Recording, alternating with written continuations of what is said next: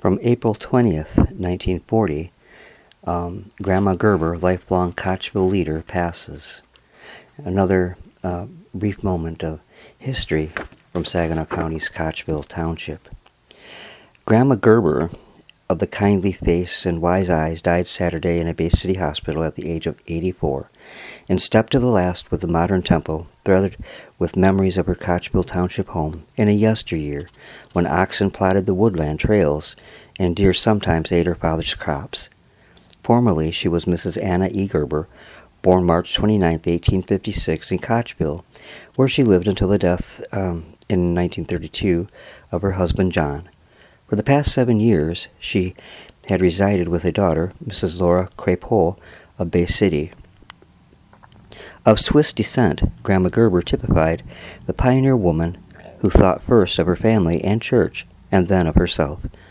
With her husband, she worked diligently to help found Kochville Methodist Congregation and what is now the Jewett School.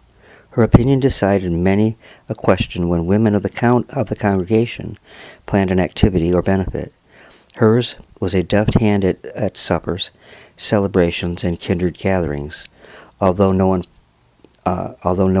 familiarly throughout the township, and consequently sought for various community affairs, Mrs. Gerber kept her household in order at all times.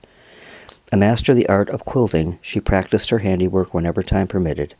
Until recently, she threaded her own needles and read newspapers daily. Her scrupulous character, revolted at public graft, exemplified in the current Detroit expose with which she familiarized herself from news accounts. Mrs. Gerber leaves 3 daughters, Mrs. Crapole, Mrs. Herbert Spencer Flint, and Mrs. Herbert A. Otto of Saginaw, a brother, Ferdinand Lauenberger of Kochville, 22 grandchildren, and 9 great-grandchildren. A son, Dr. Herbert Gerber of Saginaw, died in 1933.